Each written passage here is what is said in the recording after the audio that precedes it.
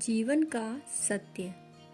एक बार एक शिष्य ने विनम्रता पूर्वक अपने गुरुजी से पूछा, गुरुजी, कुछ लोग कहते हैं कि जीवन एक संघर्ष है, कुछ अन्य कहते हैं कि जीवन एक खेल है और कुछ जीवन को एक उत्सव की संज्ञा देते हैं।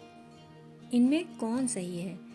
गुरुजी ने तत्काल बड़े ही धैर्यपूर्वक उत्तर दिया, पुत्र, जिन्हें गुरु नहीं मिला उनके लिए जीवन एक संघर्ष है, जिन्हें गुरु मिल गया उनका जीवन एक खेल है, और जो लोग गुरु द्वारा बताए गए मार्ग पर चलने लगते हैं, मात्र वे ही जीवन को एक उत्सव का नाम देने का साहस जुटा पाते हैं। यह उत्तर सुनने के बाद शिष्य पूरी तरह से संतुष्ट न था।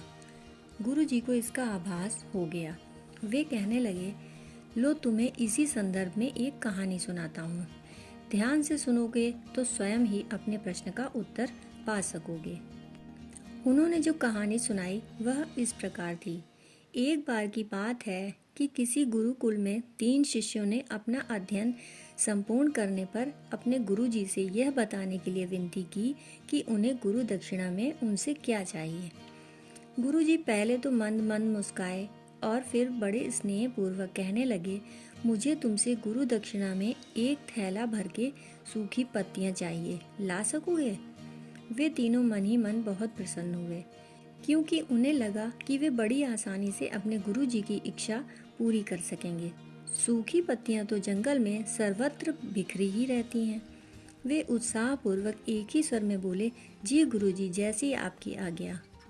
अब वे तीनों शिष्य चलते चलते एक समीपस्थ जंगल में पहुंच चुके थे, लेकिन यह देखकर कि वहां पर तो सूखी पत्तियां केवल एक मुट्ठी भर ही थीं, उनके आश्चर्य का ठिकाना न रहा।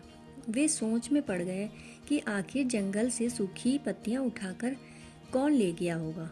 इतने में ही उन्हें दूर से आता हुआ कोई किसान दिखाई दिया।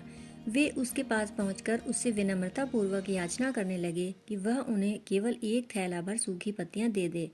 अब उस किसान ने उनसे क्षमा याचना करते हुए उन्हें यह बताया कि वह उनकी मदद नहीं कर सकता, क्योंकि उसने सूखी पत्तियों का ईंधन के रूप में पहले ही उपयोग कर लिया था। अब वे तीनों पास में ही बसे एक गांव की ओर इस आशा से बढ़ने लगे कि हो सकता है वहां उस गांव में उनकी कोई सहायता कर सके। वहां पहुंचकर उन्होंने जब एक व्यापारी को देखा तो बड़ी उम्मीद से उससे एक थैला भर सूखी पत्तियां देने के लिए प्रार्थना करने लगे, लेकिन उन्हें फिर से एक बार निराशा ही हाथ आई, क्योंकि उस व्यापारी ने तो पहले ही कुछ पैसे कमाने के लिए सूखी पत्तियों के दोने बनाकर बेच दिए थे। उस व्यापारी ने उदारता दिखाते हुए उन्हें एक बूढ़ी माँ का पता बताया, जो सूखी पत्तियां एकत्रित किया करती थीं। पर भाग्य ने यहाँ पर भी उनका साथ नहीं दिया, क्योंकि वह बूढ़ी माँ तो उन पत्तियों को अलग अलग करके कई प्रकार की औषधियाँ बनाया करती थी। अब निराश होकर वे तीनों खाली हाथ ही गुरुकुल लौट गए। गुरुजी ने उन्हें देखते ही स्नेह पूर्वक पूछा, पुत्रों, ले आए गुरु दक्षिणा? तीनों ने सर झुका लिया। गुरुजी द्वारा दोबारा पूछे जाने पर उनमें से एक शिष्य कहने लगा, गुरुदेव, हम आपकी इच्छा पूरी नहीं कर पाए। हमने सोचा था कि सूखी पत्तियां तो जंगल में सर्वत्र बिखरी ही रहती होंगी, लेकिन बड़े ही आश्चर्य की बात है कि लोग उनका भी कितनी तरह से उपयोग करते हैं। गुरुजी फिर पहले ही की तरह मुस्कुराते हुए प्रेम पूर्वक बोले, निराश क्यों होते हो, प्रसन्न हो जाओ, और यही ज्ञान की सूखी पत्तियां भी व्यर्थ नहीं हुआ करती, बल्कि उनके भी अनेक उपयोग हुआ करते हैं। मुझे गुरु दक्षिणा के रूप में दे दो। तीनों शिष्य गुरु जी को प्रणाम करके खुशी खुशी अपने घर की ओर चले गए। वह शिष्य जो गुरु जी की कहानी एकाग्रचित होकर सुन रहा था, अचानक बड़े उत्साह से बोला, गुरु जी, अब मुझे अच्छी तरह से ज्ञात हो गया है कि आप क्या कहना चाहते हैं।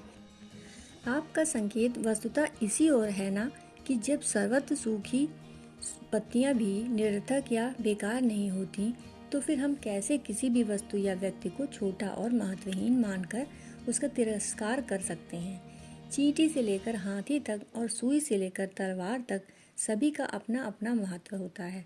गुरु जी भी तुरंत ही बोले, हाँ पुत्र, मेरे कहने का भी यही तात्पर्य है कि हम जब भी किसी से मिलें तो उसे यथा योग्य मान देने का भरसक प्रयास करें, ताकि आपस में स्नेह, सद्भावना, सहानुभूति एवं सहिष्णुता का विस्तार होता रहे और हमारा जीवन संघर्ष के बजाय उत्सव बन सके।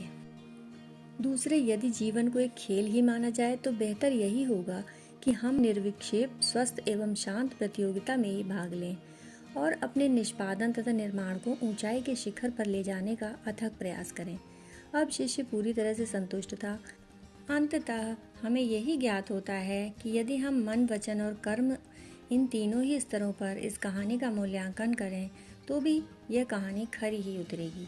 सबके प्रति पूर्वाग्रह से मुक्त मन वाला व्यक्ति अपने वचनों से भी कभी भी किसी को आहत करने का दुस्साहस नहीं करता और उसकी यही ऊर्जा उसके पुरुषार्थ के मार्ग की समस्त बाधाओं को हर लेती है।